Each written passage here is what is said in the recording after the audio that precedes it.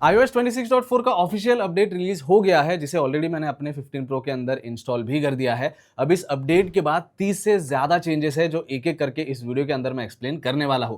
तो video and तक जरूर देखना। बस आगे बढ़ने से पहले बता देता हूं कि मेरा नाम है प्रतीक, आप देख रहे हो मोय फोन, और अगर आप मेरे चैनल पर पहली बार आए हो तो चैनल को सब्सक्राइब जरूर कीजिएगा। वीडियो स्टार्ट करते हैं। वैसे वीडियो स्टार्ट करने से पहले एक चीज बताना चाहूंगा दोस्तों, रिसेंटली कई सारे लोग मुझसे मेरे इस कवर के बारे में पूछ रहे थे। तो भाई ये जो कवर है इसकी लिंक मैं नीचे डिस्क्रिप्शन में दे दूंगा, अगर आपको बाय करना होगा तो आप चेकआउट कर सकते हो।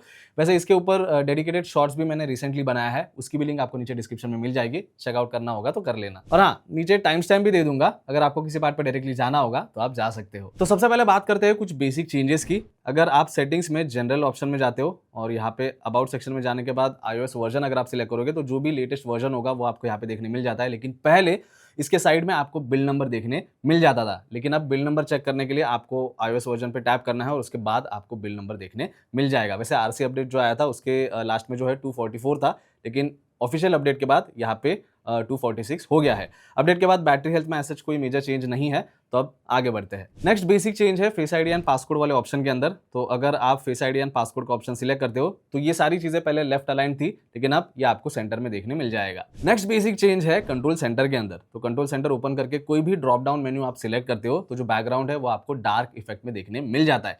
इस अपडेट से पहले लाइट इफेक्ट में बैकग्राउंड जो है हुआ करता था, लेकिन अब बाय डिफॉल्ट 26.4 के अपडेट के बाद बैकग्राउंड आपको डार्क इफेक्ट में मिल जाएगा। तो भले ही आपका फोन लाइट इफेक्ट पे क्यों ना हो, आपको बैकग्राउंड डार्क इफेक्ट वाला ही मिलेगा। इसके बाद होम स्क्रीन के ऊपर भी एक बेसिक चेंज है। अगर आप एडिट ऑप्शन पे जाते हो तो जो बैकग्राउंड है वो आपको लिक्विड ग्लास डिजाइन में मिलेगा, जबकि पहले kind of frosted glass effect मिलता था। तो अब यहाँ पे आपको लिक्विड ग्लास वाला ऑप्शन जो है या फिर लिक्विड ग्लास वाला इफेक्ट जो है देखने मिल जाता है। एक और चीज़ है यहाँ पे, आप ध्यान रखना, जैसे ही मैं यहाँ पे इसके ऊपर टैप करता हूँ या फिर इस तरीके से स्क्रॉल करता हूँ तो ये थोड़ा सा लाइट इफेक्ट में चला जाता है। अगर मैं एडिट में जाऊँ तो यहाँ पे आप देख सकते हो ये थोड़ा सा लाइट होता है जब भी मैं इसे सिलेक्ट करता हूँ इस तरीके से।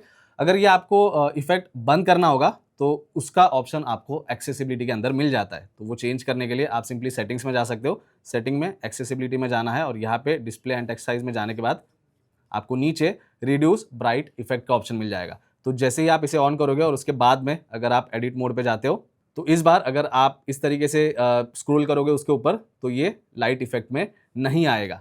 अगर आपको लाइट इफेक्ट चाहिए होगा तो आपको ये रिड्यूस ब्राइट इफेक्ट वाला ऑप्शन जो है बंद करना होगा। वैसे एक्सेसिबिलिटी के अंदर एक और ऑप्शन है। तो अगर आप एक्सेसिबिलिटी के अंदर मोशन में आते हो तो ऊपर आपको रिड्यूस मोशन का ऑप्शन मिल जाएगा। अब इसे ऑन करने से पहले एक चीज आपको दिखा देता हूँ। अगर आप कंट्रोल सेंटर ओपन करते हो तो आपको बाउंसी वाला एनिमेशन देखने मिल जाएगा। अगर मैं दूसरे पेज पे जाता हूँ तो यहाँ पे भी वो बाउंसी एनिमेशन हमें देखने मिल जाता है। तो अगर आपको ये मोशन नहीं चाहिए, एनिमेशन नहीं चाहिए, तो रिड्यूस मोशन का टॉगल ऑन कर दीजिए और इसके बाद में अगर आप कंट्रोल सेंटर ओपन करते हो तो यहाँ पे वो बाउंसी एनिमेशन आपको देखने नहीं मिलेगा। अगर मैं दूसरे पेज पे भी जाता हूँ तो यहाँ पे भी सेम चीज आप नोटिस करोगे कि मोशन जो है यहाँ पे बंद कर दिया गया है। एक और नया ऑप्शन आपको एक्सेसिबिलिटी के अंदर मिल जाता है सबटाइटल्स के अंदर। तो एक्सेसिबिलिटी में आपको जाना है सबटाइटल्स एंड कैप्शनिंग के अंदर और यहाँ पे ऑटोमेटिक सबटाइटल्स के अंदर आपको नया ऑप्शन मिलता है जो है व्हेन लैंग्वेजेस डोंट मैच का। इस टॉगल को अगर आप ऑन करते हो और फॉर एग्जांपल अगर आप कोई वीडियो देख रहे हो जो दूसरे लैंग्वेज में है और आपके आईफोन की जो प्रीफर्ड लैंग्वेज है वो कोई दूसरी है, तो ये ऑटोमेटिकली डिटेक्ट करेगा और आपको सबटाइटल दिखा देगा। अब इसी को लेके एप्पल टीवी के अंदर भी एक और ऑप्शन आपको मिल जाएगा। वहां पे सबटाइटल लैंग्वेज का एक डेडिकेटेड ऑप्शन आपको मिल जाएगा। तो लैंग्वेज आप अपने हिसाब से जो है चूज कर सकते हो और तो और जो सबटाइटल का स्टाइल है वो भी आप चेंज कर पाओगे। नेक्स्ट चेंज की बात करूं तो वो है शॉर्टकट एप्लीकेशन के अंदर, वो भी बैटरी को लेके। तो अगर आप शॉर्टकट एप्लीकेशन के अंदर जाते हो और यहाँ पे अगर आप एक्शन में बैटरी सर्च करते हो तो सेट बैटरी चार्ज लिमिट का एक नया एक्शन आपको मिल जाएगा जो पहले नहीं था। इस अपडेट के बाद फ्री फॉर्म एप्लीकेशन का जो आइकॉन है वो भी यहाँ पे चेंज हो गया है और इसके अंदर भी कुछ नए ऑप्शन हमें मिल जाते हैं। तो अगर मैं फ्री फॉर्म एप्लीकेशन ओपन करता हूँ और यहाँ पे नीचे बॉक्स वाला जो आइकॉन है उस पर अगर मैं टैप करूंगा तो यहाँ पे जनरेट इमेज का एक ऑप्शन मिल जाएगा। तो आप इमेज जनरेट कर सकते हो फ्री फॉर्म एप्लीकेशन के अंदर। साथ ही साथ आप ऊपर देख सकते हो अलग अलग कैटेगरीज आपको मिल जाती है, तो इनको भी ऐड करने का नया ऑप्शन एप्पल ने प्रोवाइड किया है। इस अपडेट के बाद अगर आप रिमाइंडर एप्लीकेशन ओपन करते हो तो अब यहाँ पे आपको अर्जेंट का एक नया सेक्शन देखने मिल जाता है जो कि पहले नहीं था।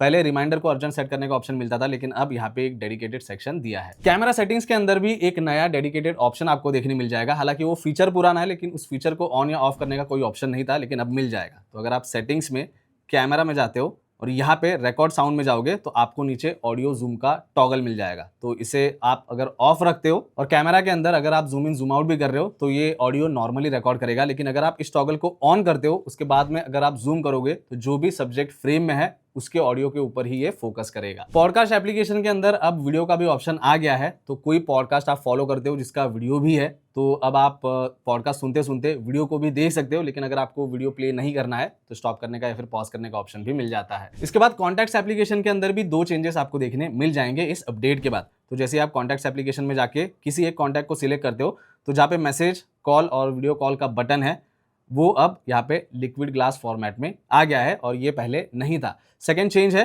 कि जहाँ पे आपको नीचे मोबाइल नंबर दिख रहा है उसके सामने अब आपको ग्लिफ आइकॉन भी मिलेगा, और ये भी चीज़ पहले नहीं थी। इसके बाद प्राइवेसी एंड सिक्योरिटी के अंदर भी 2 चेंजेस देखने मिल जाते हैं इस अपडेट के बाद। तो अगर आप सेटिंग्स में जाके प्राइवेसी एंड सिक्योरिटी में जाते हो, लोकेशन सर्विसेज सिलेक्ट करके अगर आप नीचे आते हो, तो यहाँ पे सिस्टम सर्विसेज का आपको ऑप्शन मिल जाएगा। अब यहाँ पे मैनेज डिवाइस का एक नया ऑप्शन मिल जाएगा, ये ऑप्शन पहले नहीं था। अब पिछली बार किसी एक व्यूअर ने कमेंट किया था कि मैनेज डिवाइस का ऑप्शन पहले भी था, वो ऑप्शन पहले नहीं था। पहले जो ऑप्शन था वो था डिवाइस मैनेजमेंट का, लेकिन इस अपडेट के बाद आपको मैनेज डिवाइस का एक डेडिकेटेड ऑप्शन मिल जाएगा। इसके बाद जो दूसरा चेंज है वो प्राइवेसी एंड सिक्योरिटी के पेज के ऊपर है। तो जैसे ही आप इस पेज पे नीचे आते हो, स्टोलन डिवाइस प्रोटेक्शन अब बाय डिफॉल्ट इस अपडेट के बाद सारे आईफोन डिवाइसेस के लिए ऑन रहेगा। अगर आपको ऑफ करना होगा तो आप यहाँ से ऑफ कर सकते हो। इसके बाद होम स्क्रीन के ऊपर जो सर्च का ऑप्शन मिलता है, इसके अंदर एक बग था। अगर आप किसी भी चीज़ को सर्च करते थे तो जो टॉप हिट्स वाला सेक्शन है वो कभी कभी आता था, कभी कभी नहीं आता था, लेकिन इस अपडेट के बाद आई थिंक ये रिजॉल्व कर दिया गया है। तो अब आप किसी भी चीज़ को सर्च करोगे तो टॉप हिट वाला जो सेक्शन है वो आपको टॉप पर देखने मिल जाता है। एक और बग एप्पल ने यहाँ पे फिक्स किया है इस अपडेट के बाद, जो है कीबोर्ड से रिलेटेड। अब देखो, पहले कोई अगर फास्ट टाइपिंग करता था तो एक आध अल्फाबेट मिस हो जाते थे, वहाँ पे जो टाइपिंग एक्यूरेसी है इतनी प्रॉपर नहीं थी, लेकिन इस अपडेट के बाद अगर आप फास्ट टाइपिंग करते भी हो तो यहाँ पे अल्फाबेट मिस नहीं होंगे और एक्यूरेसी यहाँ पे इंप्रूव कर दी गई है। वैसे 26.4 के अपडेट के बाद एप्पल ने कुछ नए इमोजीज भी ऐड किए हैं। अभी कौन से नए इमोजीज है? इसमें आपको distorted face, trombone, orca, ballot dancer, landslide, big foot, treasure chest और फाइट क्लाउड का भी जो है नया इमोजी देखने मिल जाएगा। इसके बाद वॉलपेपर्स के अंदर भी एक छोटा सा चेंज किया गया है। तो अगर आप सेटिंग्स में वॉलपेपर में जाते हो और add a new wallpaper select करोगे, तो पहले जो कैटेगरीज हुआ करती थी जैसे कि weather, astronomy, emoji, kaleidoscope, unity, ये अब आपको प्री इंस्टॉल्ड नहीं मिलेंगे। किसी कैटेगरी के वॉलपेपर्स अगर आपको यूज करने होंगे तो यहाँ पे सिंपली गेट पे टैप कीजिए और वो इंस्टॉल होने के बाद आप उन्हें यूज कर पाओगे। तो यहाँ पे मैंने वेदर का जो है ऑलरेडी इंस्टॉल करके रखा है, तो वो इस तरीके से दिखाई देगा। लेकिन आपको बाकी कैटेगरी के भी इंस्टॉल करने होंगे वॉलपेपर्स, तो यहाँ पे बस सिंपली गेट के ऊपर टैप कर देना। वैसे ये सेम चीज़ आपको वॉच एप्लीकेशन के अंदर भी देखने मिल जाएगी। तो अगर आप एप्पल वॉच यूज़ करते हो तो वहाँ पे भी जैसे ही आप फेस गैलरी में जाओगे और किसी एक कैटेगरी को सिलेक्ट करते हो तो यहाँ पे भी आप देख सकते हो गेट का ऑप्शन आ रहा है। तो ये वॉलपेपर जो है इस अपडेट के बाद आपको प्री इंस्टॉल्ड नहीं मिलेंगे, आपको मैन्युअली इंस्टॉल करना पड़ेगा। नेक्स्ट बात करते हैं म्यूजिक एप्लीकेशन की, क्योंकि इस अपडेट के बाद म्यूजिक एप्लीकेशन के अंदर एप्पल ने कई सारे चेंजेस किए हैं। सबसे पहले तो अगर आप म्यूजिक एप्लीकेशन ओपन करके प्लेलिस्ट में जाते हो तो ऊपर आपको प्लस और प्लेलिस्ट वाला एक आइकॉन देखने मिलता है। तो जैसे आप उस पर टैप करोगे, यहाँ पे यूजुअली आपको एक सर्च का ऑप्शन मिलेगा जो कि है प्लेलिस्ट प्लेग्राउंड के लिए। तो एआई की मदद से आप नई प्लेलिस्ट जो है जनरेट कर सकते हो। तो यहाँ पे सर्च ऑप्शन में जो भी चीज़ का इनपुट आप दे रहे हो, बेस्ड ऑन दैट आपको 25 सॉन्ग्स की लिस्ट मिल जाएगी। उन्हें आप प्रीपोजिशन कर सकते हो, नए सॉन्ग्स ऐड करने हैं तो वो भी आप कर पाओगे। अब ये जो पर्टिकुलर फीचर है ये हर कंट्री के लिए नहीं आया, तो इंडिया के लिए अभी तक तो नहीं है, लेकिन हाँ ये फीचर इस अपडेट के बाद जरूर आया है। इसके बाद अगर आप प्लेलिस्ट में जाते हो तो यहाँ पे भी बटन के अंदर आपको चेंज देखने मिलेगा। तो किसी भी प्लेलिस्ट में आने के बाद यहाँ पे आप देख सकते हो प्ले का बटन जो है आपको सेंटर में मिल रहा है, जबकि ये पहले लेफ्ट साइड पे हुआ करता था और राइट साइड पे शफल वाला बटन मिलता था। लेकिन जो शफल वाला आइकॉन है वो अब यहाँ पे आपको लेफ्ट साइड में देखने मिलेगा, राइट साइड में आपको टिकमार्क वाला आइकॉन देखने मिल जाता है और प्ले वाला बटन आपको सेंटर में मिल जाता है। इसके बाद किसी भी सॉन्ग को अगर आपको दूसरे प्लेलिस्ट में ऐड करना है तो बस उस पर सिंपली टैप करके रखिए और यहाँ पे ऐड टू प्लेलिस्ट पे जैसे ही आप जाओगे तो यहाँ पे आपको प्लेलिस्ट की जो लिस्ट है वो मिल जाती है। लेकिन यहाँ पे 2 नई चीज़ें आपको देखने मिल जाएगी, 2 नहीं 3 नई चीज़ें हैं। सबसे पहले तो ऊपर आप एरो पे टैप करोगे तो फिल्टर का एक ऑप्शन आपको मिल जाएगा। दूसरा, नीचे अगर आप यहाँ पे राइट हैंड साइड बॉटम में जो आइकॉन मिल रहा है उस पर टैप करोगे तो उस एक सॉन्ग को आप कौन से अलग प्लेलिस्ट में ऐड करना चाहते हो उसका डायरेक्ट ऑप्शन आपको मिल जाता है। तो एक एक करके आपको मैन्युअली प्लेलिस्ट सिलेक्ट करने की जरूरत नहीं है। यहाँ पे एक साथ आप मल्टीपल प्लेलिस्ट सिलेक्ट कर सकते हो एक सॉन्ग के लिए। अब जो तीसरा चेंज है वो ये है कि यहाँ पे आपको प्लस वाला आइकॉन भी मिल जाता है। तो जैसे आप उस पर टैप करोगे तो यहाँ पे आप न्यू फोल्डर भी क्रिएट कर सकते हो और न्यू प्लेलिस्ट का ऑप्शन भी आपको यहीं पे मिल जाएगा। इसके बाद जो भी आपकी प्लेलिस्ट है, जैसे आप उस प्लेलिस्ट को ओपन करते हो तो उसका जो बैकग्राउंड है उसे भी चेंज करने का ऑप्शन एप्पल ने प्रोवाइड किया है इस अपडेट के बाद। तो प्लेलिस्ट ओपन करने के बाद सिंपली 3 डॉट पे टैप कीजिए, एडिट पे जाइए और यहाँ पे आपको अलग अलग बैकग्राउंड सिलेक्ट करने का ऑप्शन मिल जाते हैं। अब जो भी बैकग्राउंड आप सिलेक्ट करोगे सिंपली टिक मार्क पे टैप कीजिए और जो भी उसका कलर थीम होगा उसी तरीके से आपको पूरे पेज का थीम जो है यहाँ पे देखने मिल जाता है। कॉन्सर्ट का भी एक नया सेक्शन म्यूजिक एप्लीकेशन में इस अपडेट के बाद ऐड हुआ है। तो जैसे आप होम पेज पे जाओगे, सबसे पहले तो कॉन्सर्ट्स के लिए आपको लोकेशन की परमिशन देनी होगी। अब ये फीचर काम क्या करता है ये भी बता देता हूँ। होम पेज पे जब आप नीचे आओगे तो इस तरीके से आपको कॉन्सर्ट का एक कैटेगरी देखने मिल जाएगा। तो अगर आप लोकेशन की परमिशन देते हो, आपके नियर बाय जो भी कॉन्सर्ट्स होंगे उनकी लिस्ट आपको यहाँ पे देखने मिल जाएगी। सिर्फ इतना ही नहीं, अगर आप किसी आर्टिस्ट को भी सर्च करते हो तो उस आर्टिस्ट के कौन से अपकमिंग कॉन्सर्ट्स है आपके नियर बाय, वो भी आपको इसी तरीके से देखने मिल जाएगा। तो यहाँ पे आप देख सकते हो डेट यहाँ पे दिया गया है, और जैसे आप उस कॉन्सर्ट को सिलेक्ट करते हो तो डेट के साथ साथ आपको यहाँ पे वेन्यू भी मिल जाता है कि कहाँ पे होने वाला है। और जैसे आप उसके अंदर जाते हो तो अगर आपको टिकट्स बुक करने होंगे तो उसका भी ऑप्शन आपको मिल जाएगा। इसके बाद सॉन्ग रिकॉग्निशन का जो ऑप्शन हमें कंट्रोल सेंटर में मिलता था, ये शेज़ाम वाला जो आइकॉन है, ये पहले ऑनलाइन काम करता था, लेकिन अब सॉन्ग रिकॉग्निशन का जो फीचर है ये ऑफलाइन भी काम करेगा।